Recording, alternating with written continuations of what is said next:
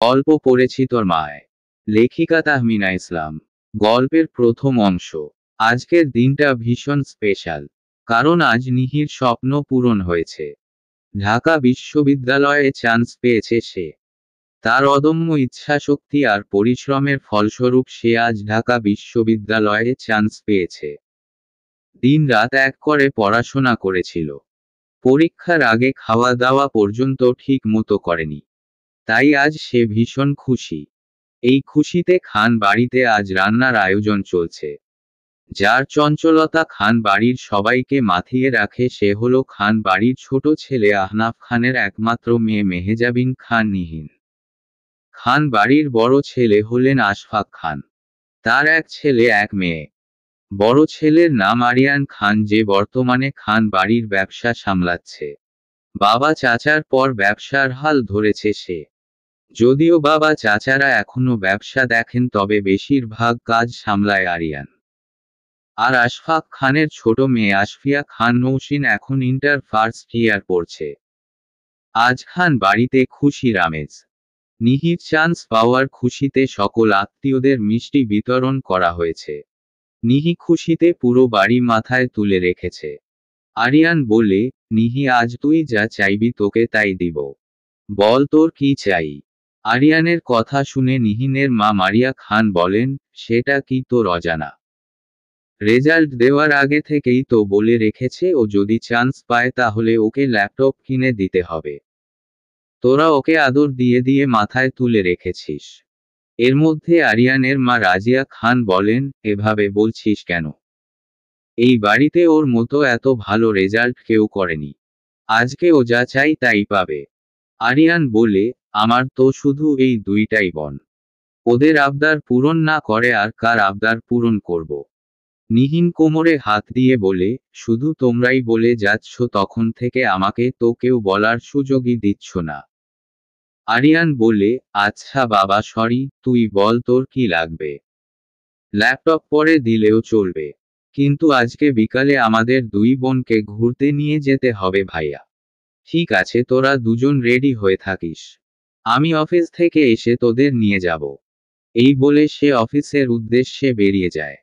নৌশিন বলে, কতদিন কোথাও ঘুরতে যায়নি।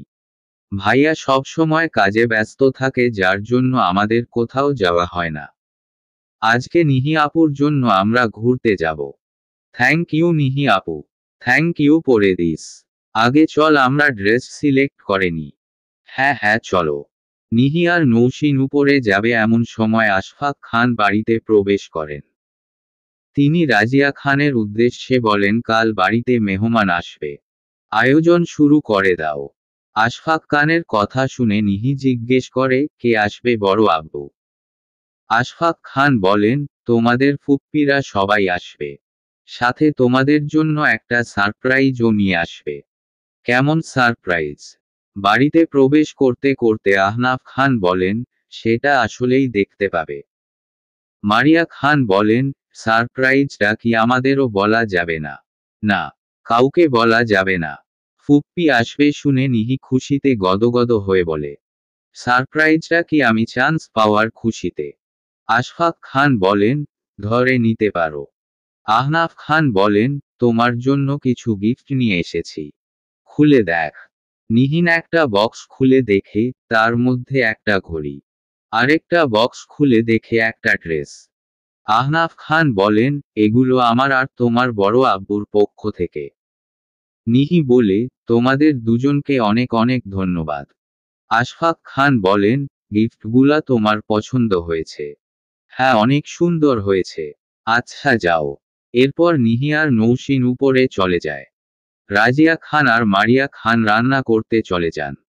আশফাক খান আর আহনাফ খানের একমাত্র বোন মালিহা খান। মালিহা খান আহনাফ খানের বড় আর আশফাক খানের ছোট। অর্থাৎ তিনি খান বাড়ির মেজ মেয়ে। উনার দুই ছেলে এক মেয়ে। বড় মেয়ে মাইশার বিয়ে হয়েছে 3 বছর হলো। তার একটা মেয়ে আছে। বড় ছেলে তানভীর আহমেদ মাহির পড়াশোনার জন্য 6 বছর ধরে বিদেশে। মাহির মাইশার ছোট। মাহিরের ছোট আদিল, যে এখন অনার্স 3rd ইয়ারে পড়ছে। আদিলেরও ইচ্ছে ছিল বিদেশে পড়ার, কিন্তু মাইশার বিয়ের পর মালিহা খান একা হয়ে যাবেন বলে আদিল যায়নি। এছাড়াও তার বাবা আফজাল আহমেদও চাননি আদিল বিদেশে যাক। এত বছর ধরে তিনি একা হাতে বিজনেস সামলাচ্ছেন। তিনি চান আদিল যেন তার বিজনেস দেখে, কারণ মাহির দেশে ফিরে নিজের বিজনেস দাঁড় করাতে চাই। যদিও পাশাপাশি বাবার বিজনেসও দেখবে। খান বাড়ির সকলে দুপুরের খাওয়া দাওয়া করে যে যার রুমে চলে গেছেন। নিহিন রুমে বসে গভীর মনোযোগ সহকারে গল্পের বই পড়ছে। হঠাৎই তার ফোনে কল আসে। নিহিন ফোন নিয়ে দেখে মীরা কল দিয়েছে। নিহি ফোন রিসিভ করে সালাম দেয়। আসসালামু আলাইকুম ভাবিজান। ওয়ালাইকুম আসসালাম ননদিনী। কি করছেন? বই পড়ছিলাম। তুই কি করছিস? আমি আর কি করব? তোর মতো আমার গল্পের বই পড়ার অভ্যাস নেই। চল না কোথাও ঘুরে আসি। দুজনে একই ভার্সিটিতে চান্স পাওয়ার আনন্দে একটু ঘুরতে যাব না? বাসায় ভালো লাগছে না। ঘুরতে তো অবশ্যই যাব, কিন্তু বাসা থেকে তো একা যেতে দিবে না। ভাইয়াকে বলেছি ঘুরতে নিয়ে যেতে। তোকে যাওয়ার সময় গাড়িতে তুলে নিব। তুই বিকাল রেডি হয়ে থাকিস। ওকে জানু। অনেকদিন পর উনাকে দেখতে পাবো। আবার হতাশ হয়ে বলে, কিন্তু তোর ভাইয়া তো আমার দিকে তাকাবেও না। ভাইয়া কোন মেয়ের দিকেই তাকাই না। কিন্তু তোকে দেখলে ভাইয়ার পছন্দ হবে আমি জানি। মূলত তোদের মুখোমুখি হওয়ার জন্যই আমি ভাইয়ার কাছে ঘুরতে যাওয়ার বায়না করেছি। একবার যদি ভাইয়ার তোকে পছন্দ হয়ে যায়, যেভাবেই হোক আমি তোকে ভাবি বানাবই। মীরা নিহির বেস্ট ফ্রেন্ড। সেই স্কুল জীবন থেকেই দুজন একসাথে পড়ছে। ভাগ্যক্রমে একই ভার্সিটিতেও দুজনে চান্স পেয়ে গেছে। অ্যাডমিশন পরীক্ষার সময় নিহিকে যখন আরিয়ান নিয়ে গিয়েছিল তখনই মীরা আরিয়ানকে দেখেছিল। আরিয়ানকে দেখেই মীরা নিহিকে বলেছিল তোর ভাইয়া তো মাশাল্লাহ দেখতে। যদিও মীরা কথাটা এমনিতেই বলেছিল, তার মনে সেরকম ফিলিংস ছিল না। কিন্তু নিহি সেদিন থেকেই মীরাকে মনে মনে ভাবি বানিয়ে ফেলেছে। সারাক্ষণ মীরাকে দেখলেই ভাবি ভাবি করত। মীরা প্রথম প্রথম বিরক্ত হলেও এখন মীরার মন আরিয়ানের জন্য কিছুটা ফুরবল হয়েছে। সেদিন মীরা আরিয়ানকে দেখলেও আরিয়ান মীরাকে দেখতে পায়নি। তাই নিহিন পরিকল্পনা করেছে ওদের দুজনকে মুখোমুখি করবে। কিন্তু আরিয়ানের ব্যস্ততার জন্য কিছুতেই পারছিল না। তাই এখন সুযোগের সৎ ব্যবহার করছে। বিকালে তিন ভাই বোন বেরিয়ে পড়ে ঘুরতে যাওয়ার উদ্দেশ্যে। গাড়ি মীরাদের বাড়ির কাছাকাছি আসতেই নিহিন বলে, ভাইয়া গাড়ি থামাও। আরিয়ান জিজ্ঞেস করে, কেন? মীরা সহ যাবে আমাদের সাথে। এটা আবার কে? আমার বেস্টি। ও আচ্ছা, ঠিক আছে। আরিয়ান গাড়ি থামায়। নিহিন মীরাকে কল দেয়, কি রে কই তুই? বের হ। আমরা বাইরে অপেক্ষা করছি। এই তো আসছি। মীরা এসে গাড়িতে উঠে। গাড়িতে উঠেই আরিয়ানকে সালাম দেয়, আসসালামু আলাইকুম। ওয়ালাইকুম আসসালাম। ভালো আছো? জি। আপনি? আলহামদুলিল্লাহ ভালো। বাসার সবাই ভালো আছে? জি। গাড়ি এসে থামে একটি পার্কের সামনে। সবাই গাড়ি থেকে নেমে পড়েছে। সবার শেষে নেমেছে মীরা। মীরা নামতেই আরিয়ানের নজর পড়ে মীরার দিকে। তখন গাড়িতে ভালো করে দেখেনি মেয়েটাকে। মীরা একটা সাদা রঙের ড্রেস পরেছে, সাথে হিজাব। ঠোঁটে হালকা লিপস্টিক আর চোখে কাজল। মেয়েটা অতিরিক্ত ফর্সা না হলেও এতটুকুতেই অপরূপ লাগছে। নৌশিন ডাকতেই আরিয়ান চোখ সরিয়ে নেয়। আর মনে মনে বলে, নৌশিন ডাকতেই আরিয়ান চোখ সরিয়ে নেয় আর মনে মনে বলে, এটা আমি কি করছিলাম? ওর দিকে এভাবে তাকিয়েছিলাম কেন? বনুরা কি ভাবলো কে জানে। নিহিন আরিয়ানকে মীরার দিকে তাকিয়ে থাকতে দেখে মুচকি হাসে। আর বলে, চলো ভাইয়া সামনে যায়। হ্যাঁ চল। নিহিন হাঁটতে হাঁটতে মীরাকে বলে, দেখেছিস? আমি বলেছিলাম না ভাইয়ার তোকে পছন্দ হবেই। মিলল তো আমার কথা। ভাইয়া তোর দিকে অপলক তাকিয়েছিল। আমার সুন্দরী বেস্টির প্রেমে পড়তে যে কেউ বাধ্য। তোর মায়াবী মুখখানা দেখলেই সবাই প্রেমে পড়ে যাবে। বুঝেছিস? হয়েছে, আর বেশি বেশি বলতে হবে না। আমি সুন্দর হলে তুই কি? তুই তো আকাশ থেকে নেমে আসা পড়ি। অনেক ছেলেই তোকে মনে মনে ভালোবাসে, কিন্তু তোকে বলতে ভয় পাই। তোকে কে বলেছে এসব উল্টো পাল্টা কথা? কলেজে তো অনেক ছেলেই তোকে পছন্দ করত। যাই হোক, এসব কথা এখন এখানে বলিস না। উনি শুনে ফেলবে। এছাড়াও সামনে নৌসিন আছে, ও শুনে ফেলবে। নৌসিন শুনলে কিছু হবে না। আমি শিওর ও তোকে ওর ভাবি হিসেবে আমার চেয়ে বেশি পছন্দ করবে। ওকে বললে ও নাচানাচি শুরু করে দিবে। যদি ওর আচরণে ভাইয়ার নজর পড়ে, তাই ওকে এতদিন কিছু বলিনি আমি। আচ্ছা, সেসব পরে দেখা যাবে। ঘুরতে এসেছি, এখন ঘুরি। এর মধ্যেই নৌসিন ডাক দেয়, আবু তোমরা এত পেছনে পড়ে আছো কেন? তাড়াতাড়ি আসো। সন্ধ্যা হয়ে গেলে আর বেশি ঘুরতে পারবো না। সবাই পার্কে অনেক ঘোরাঘুরি করে, সাথে খাওয়া দাওয়াও করে। নিহিন, মীরা আর নৌসিন কিছু ছবিও তুলেছে। এর মধ্যে আরিয়ান অনেকবার মীরার দিকে আর চোখে তাকিয়েছিল। সেটা কারোর চোখে না পড়লেও নিহিনের চোখে পড়ে। আর নিহিনও ভাইয়াকে বুঝতে দেয়নি যে সে দেখেছে। ঘোরাঘুরি শেষে সবাই বাড়ি চলে আসে। বাড়ি এসে ফ্রেশ হয়ে নিহিন মীরাকে কল দেয়। ভাবি যান, আমি কি যে খুশি তোমাকে বলে বুঝাতে পারবো না। ভাইয়া তোমার দিকে তাকিয়ে ছিল মানেই ভাইয়ার পছন্দ হয়েছে। কি যে শান্তি লাগছে। কিন্তু আমার যে ভয় লাগছে। কেন, কিসের ভয়? জানি না। আমাদের সম্পর্কটা যদি কোনোভাবে গড়ে উঠে বাসা থেকে মেনে নিবে তো। দেখ, আমরা মধ্যবিত্ত ফ্যামিলি। আমাদের ফ্যামিলিতে প্রেম ভালোবাসা এসব হয় না। তাই আমি কখনো এসবের কথা কোনোদিন ভাবিনি। কোনোদিন কোন ছেলেকে ওই নজরে দেখিনি। কিন্তু সেদিন তোর ভাইয়াকে দেখে আমার অদ্ভুত অনুভূতি হয়েছিল। কোন ছেলেকে দেখেই আমার এরকম ফিল হয়নি। উনাকে দেখে আমার কেন এমন লেগেছিল আমি জানি না। আনমনে বলেছিলাম, উনি দেখতে মাশাআল্লাহ। বলার পরেই উপলব্ধি করলাম এটা আমি কি বললাম। কেনই বা বললাম। এরপর আমি নিজেকে সামলে নিয়েছিলাম। কিন্তু এরপরে তুই আমাকে ভাবি ভাবি বলা শুরু করলি। তোকে আমি অনেকবার বারণ করেছিলাম আমাকে ভাবি না ডাকার জন্য। কিন্তু তুই তো সেই ছোটবেলা থেকেই নাছোড়বান্দা। যেটা একবার ঠিক করবি সেটাই করবি। আমি অনেক চেষ্টা করেছি নিজেকে নিয়ন্ত্রণ করার, কিন্তু আমি দিন দিন উনার প্রতি দুর্বল হয়ে পড়ছিলাম। না চাইতেন আমি উনার মায়ায় পড়ে গেছি। মাঝে মধ্যেই বের হলে আমি উনাকে দেখতে পেতাম। উনাকে দেখলেই আমার হৃদস্পন্দন বেড়ে যেত। আজকেও উনাকে দেখার পর আমার সাথে সেই জিনিসটাই ঘটেছে। আমি যত উনার প্রতি দুর্বল হচ্ছি, আমার ভয় তত বাড়ছে।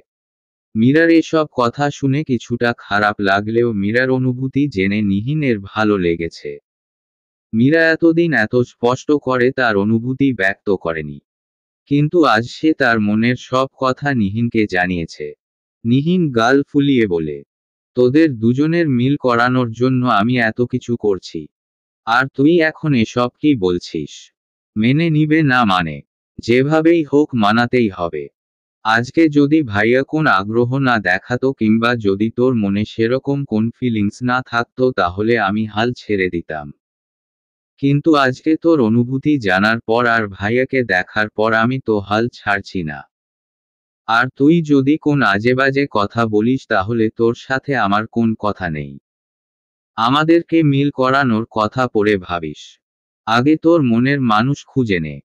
তুই তোর মনের মানুষ পেয়ে গেলে এই বিষয়ে ভেবে দেখা যাবে। আমি প্রেম করব অথচ তুই করবি না, এটা হতেই পারে না। ছোটবেলা থেকে দুজন যা করেছি একসাথে করেছি। এই বিষয়েও অন্যথা হবে না। মীরার কথা শুনে নিহিন ফিক করে হেসে বলে, আমি করব প্রেম। আমার দ্বারা এসব হবে না। তুই আগে আমার ভাবি হয়ে আয়, তারপর তোর ননদিনীর জন্য বর খুঁজিস। না না না, এটা হবে না। আচ্ছা, এসব পরে দেখা যাবে। তোকে তো একটা কথা বলতে ভুলেই গিয়েছি। কালকে ফুপ্পিরা আসবে। উনারা নাকি আমার জন্য একটা সারপ্রাইজও নিয়ে আসছেন। সারপ্রাইজ পাওয়ার আনন্দের চেয়েও আমার বেশি আনন্দ হচ্ছে ফুপ্পি আসবে এটা জেনে। কতদিন হয়ে গেল ফুপ্পিকে দেখি না। অ্যাডমিশন পরীক্ষার জন্য কোথাও যাওয়া হয়নি। না হলে আমি ফুপ্পিকে না দেখে এতদিন থাকতে পারি না। ফুপ্পিকে অনেক মিস করছিলাম। ফুপ্পি আসবে জেনে কি যে ভালো লাগছে আমার। বাহ, তাহলে তো কাল তোকে আর খুঁজেও পাওয়া যাবে না। ফুপ্পিকে পেলে তো তোর আর কিছু লাগে না। আবার সারপ্রাইজও পাচ্ছিস। আচ্ছা এখন রাখি, পরে কথা হবে। আল্লাহ হাফেজ। আল্লাহ হাফেজ। মীরার সাথে কথা বলা শেষ করে নিহিন ছাদে যায়। রেজাল্টের চিন্তায় এতদিন ছাদে আসাই হয়নি। গাছগুলোরও যত্ন নেওয়া হয়নি। নিহিনের ফুল গাছ অনেক পছন্দ, তাই সে ছাদে নানা ধরনের পছন্দের ফুলের চারা লাগিয়েছে। চারায় পানি দিতে দিতে নিহিন অন্যমনস্ক হয়ে যায়, কিছু একটা ভেবে তার মন খারাপ হয়ে যায়। অতঃপর সে নিজের রুমে চলে আসে। সকালে জানালা ভেদ করা আসা আলো নিহিনের মুখে পড়েছে। আলো আসায় তার ঘুম ভেঙে গিয়েছে। মোবাইলটা হাতে নিয়ে টাইমের দিকে তাকাতেই সে লাফিয়ে উঠে। 9টা বেজে গিয়েছে। আজকে এত বেলা অবধি ঘুমিয়েছে দেখে লাফিয়ে উঠে যায় বিছানা থেকে। কালকে ঘুমাতে ঘুমাতে অনেক রাত হয়ে গিয়েছিল, কিছুতেই ঘুম আসছিল না। তাই আজ উঠতে উঠতে দেরি হয়ে গিয়েছে। কেউ তাকে ডাকতেও আসেনি। আম্মু আর বড় আম্মু হয়তো রান্না বান্নায় ব্যস্ত, তাই আজ তাকে ডাকতে আসেনি। আজ ফুপ্পিরা আসবে আর আজকেই সে দেরি করে উঠেছে। নৌসিন তো এসে ডাকতে পারত। এসব বলে বিড়বিড় করতে করতে সে ওয়াশরুমে ফ্রেশ হতে চলে যায়। উপর থেকে নিচে নামতেই মারিয়া খান ডাক দেন, এতক্ষণে উঠার সময় হলো তোর? তোর আব্বু আর বড় আব্বু বাইরে গেছে। এসে যদি দেখে তুই এত বেলা করে উঠেছিস তাহলে তোকে তো বকা দিবেই, সাথে আমাদেরও দিবেন। আয় তাড়াতাড়ি নাস্তা করে নে। নিহিন টেবিলে বসতে বসতে নৌসিনকে বলে, তুই আমাকে ডেকে দিলি না কেন? আমি তো তোমাকে সকালে ডাকতে গিয়েছিলাম আপু। তুমি ঘুমের মধ্যে হুম হুম করে আবার ঘুমিয়ে পড়েছিলে। তোমার ঘুম ভাঙছে না দেখে আমি চলে আসছি। নিহিন নাস্তা করে রান্নাঘরের দিকে যায়। মারিয়া খান নিহিনকে রান্নাঘরে দেখে বলেন, তুই এখানে কেন এসেছিস? কিছুই তো করতে পারবি না, শুধু শুধু এখানে এসে ঝামেলা করিস না। যা নিজের রুমে যা। তুমি এরকম করো কেন আম্মু? আমি সব না পারলেও কিছু তো পারি। হ্যাঁ কি পারিস তা আমার জানা আছে। যা রুমে যা। রাজিয়া খান বলেন, যা মা তুই আজকে রুমে যা। অন্যদিন রান্না করিস। আমি তোকে নিজে রান্না শেখাবো। নিহিন খুশিতে গদগদ হয়ে বলে, সত্যি বড় আম্মু? তুমি আমাকে রান্না শেখাবে? হ্যাঁ হ্যাঁ সত্যি। এবার যা। ঠিক আছে। এই বলে সে রুমে চলে যায়। বসে বসে বই পড়ছিল আর ভাবছিল ফুপ্পিরা কখন আসবে। এছাড়াও কি সারপ্রাইজ দিবে তার জন্য সে ভীষণ এক্সাইটেড। 2 ঘন্টা পর নৌসিন তাকে ডাকতে ডাকতে রুমে আসে আর বলে, আপু ফুপ্পিরা চলে আসছে, নিচে চলো। ফুপ্পি আসছে শুনে নিহিন দৌড়ে নিচে যেতে যাবে, কিন্তু নিচে তাকাতেই হঠাৎ তার পা থেমে থেমে যায়। নিচে সোফায় বসে থাকা মানুষটাকে দেখে সে অবাক হয়ে যায়। নিচে বসে থাকা মানুষটিকে দেখে তার বক্ষস্পন্দন জোরালো হয়। সে পেছাতে যাবে সেই সময় মালিহা খান তাকে ডাক দেন, কি রে, উপরে কেন তুই? নিচে আয়। নিহিন নিচে আসে। নিচে আসতেই মালিহা খান বলেন, বুকে আয় মা। কতদিন পর তোকে দেখছি। আশফাক খান বলেন, বলেছিলাম না তোমাকে, ফুপ্পি সাথে সারপ্রাইজ নিয়ে আসবে। দেখো কে এসেছে। নিহিন সেদিকে তাকিয়ে সালাম দেয়। আসসালামু আলাইকুম মাহির ভাই। ওয়ালাইকুম আসসালাম। কেমন আছিস? আলহামদুলিল্লাহ ভালো। আপনি কেমন আছেন? এই তো আলহামদুলিল্লাহ। মালিহা খান বলেন, মাহির কালকেই এসেছে। জানিস, ও আসবে এটা আমাদেরও জানায়নি। আমরা তো ওকে দেখে অবাক। আমাদের নাকি সারপ্রাইজ দিতে চেয়েছিল, তাই না জানিয়ে চলে এসেছে।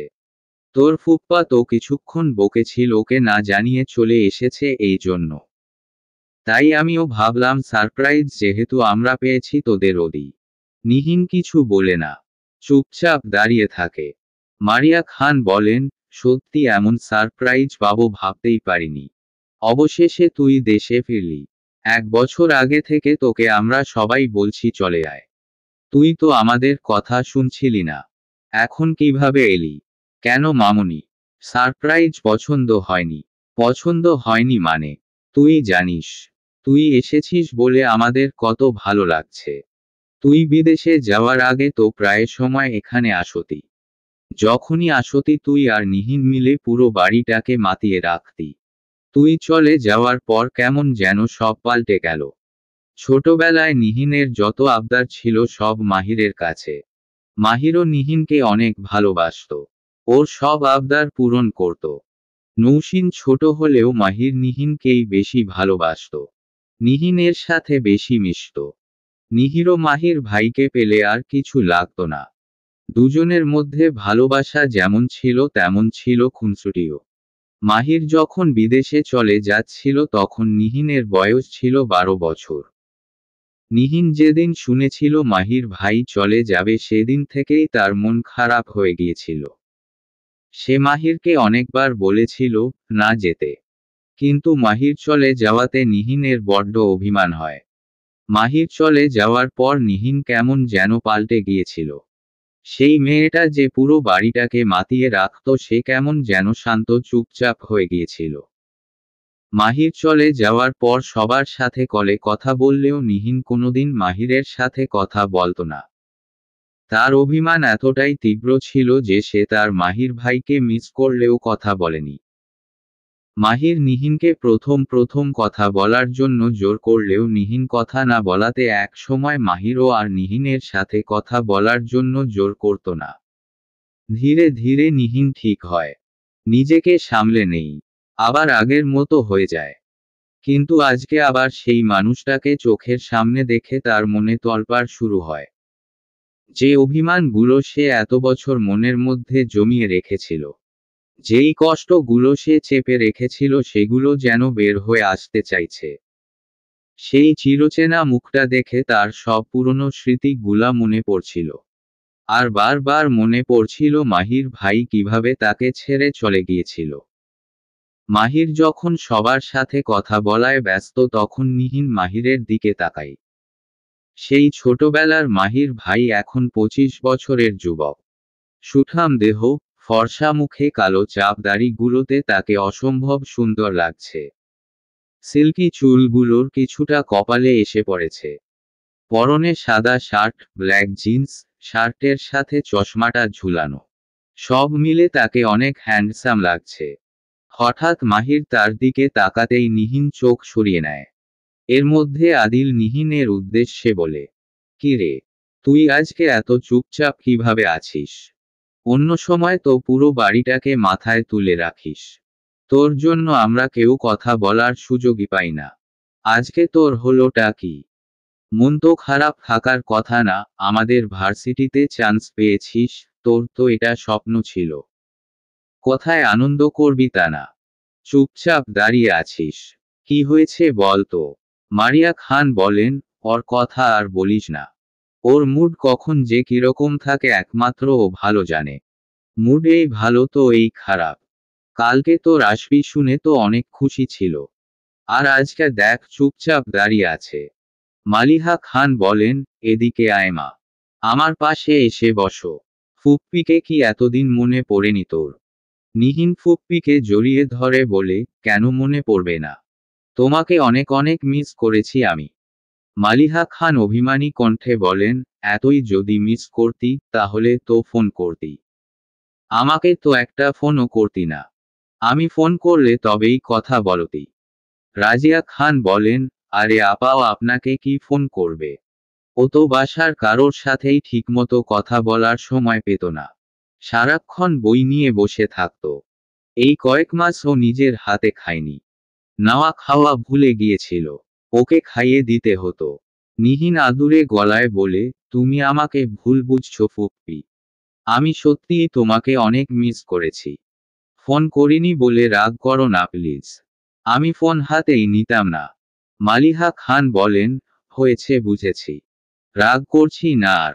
মাহির এতক্ষণ ওদের কথা শুনছিল। এরপর মাহির নিহিনকে বলে, কাংগ্রালাশনস নিহিন। নিহিন মাহিরের দিকে শীতল চোখে তাকায় আর ধন্যবাদ জানায়। আড্ডা দেওয়া শেষ করে সকলে খাওয়া দাওয়া করে নেয়। নিহিন খেয়ে নিজের রুমে চলে গিয়েছে। মালিহা খান, আশফাক খান, আহনাফ খান, মারিয়া খান আর রাজিয়া খান সহ সবাই বসার ঘরে গল্প করছে। মাহির, আরিয়ান, নৌসিন, আদিল সকলে আরিয়ানের রুমে আড্ডা দিচ্ছে। আড্ডা দিতে দিতে হঠাৎ আরিয়ান বলে, কি রে, নিহিন কোথায়? নৌসিন বলে, আপু ওর রুমে। খেয়ে সেই যে রুমে ঢুকেছে আর বের হয়নি। আরিয়ান বলে, আমরা এখানে আড্ডা দিচ্ছি আর ও একা একা রুমে কি করছে? ওকে ডেকে নিয়ে আয়। আদিল বলে, আমরা আসার পর থেকে দেখছি ও একটু চুপচাপ হয়ে আছে। আরিয়ান বলে, চুপচাপ থাকাটাই স্বাভাবিক। এত বছর পর মাহির এসেছে, তাই হয়তো লজ্জা পাচ্ছে। আরও কিছু বলতে যাবে তার আগেই মাহিরের দিকে তাকাতেই চুপ হয়ে যায়। এরপর আরিয়ান আর কিছু বলে না। আর নৌসিন নিহিনকে ডাকতে চলে যায়। নৌসিন নিহিনের রুমে গিয়ে দেখে নিহিন রুমে নেই। সে সারা বাড়ি নিহিনকে খুঁজতে থাকে কিন্তু নিহিন কোথাও নেই। নিহিনকে না পেয়ে সে আবার আরিয়ানের রুমে ফিরে আসে। আদিল বলে, কি রে, তুই একা চলে এলি? নিহিন কোথায়? আপু রুমে নেই। সব রুমে দেখলাম ও কোথাও নেই। আরে কোথাও আছে, কই আর যাবে, বাড়িতেই থাকবে, ভালো করে খুঁজে দেখ। মাহির বলে, ছাদে দেখেছিস? না ছাদে তো দেখিনি। তাহলে ছাদেই গিয়েছে। ছাদে গেলেই পাবি। আদিল বলে, তুমি এত শিওর হয়ে কিভাবে বলছো ভাইয়া? মাহির বলে, বকার মতো প্রশ্ন করিস না। বাড়িতে কোথাও যেহেতু নেই তাহলে ছাদেই থাকবে। আদিল বলে, এই ভর দুপুরে ও ছাদে কেন যাবে? আরিয়ান বলে, তুই এখনো বুঝতে পারিস? নিহিন কোন সময় কোথায় থাকবে? অবশ্য তোর চেয়ে ভালো কে জানবে ওকে। আরিয়ান কথাটা বলতেই মাহির তার দিকে বড় বড় চোখ করে তাকায়। তারপর সবার দিকে তাকিয়ে আবার বলে, না বুঝার কি আছে? ছোটবেলায় তো বেশিরভাগ সময় আমার সাথেই থাকতো। এটা বলেতেই তার 6 বছর আগের কথা মনে পড়ে যায়। ছোটবেলায় নিহিনকে সবচেয়ে ভালো বুঝতো মাহির। নিহিন কখন রাগ করে, কখন খুশি হয়, কখন মন খারাপ থাকে। অনেক সময় এমন ছিল যে নিহিন কিছু একটা মাহিরের কাছ চাইতে গিয়েছে, তার আগেই মাহির সেটা নিহিনকে দিয়ে দিত। নিহিন কখন কি চাইতে পারে মাহির সব বুঝতে পারত। নিহিনের কোন কিছুই মাহিরের অজানা ছিল না। তাই এত বছর পরেও সেই বুঝতে পেরেছে নিহিন কোথায় থাকতে পারে। কারণ ছোটবেলায় নিহিনের অভিমান হলে কিংবা মন খারাপ হলে সে ছাদে চলে যেত। আজও তার ব্যতিক্রম ঘটেনি। মাহির জানে আজও নিহিন তার উপর অভিমান করে আছে। এসব ভাবতে ভাবতেই আদিলের কথায় তার হুঁশ ফিরে।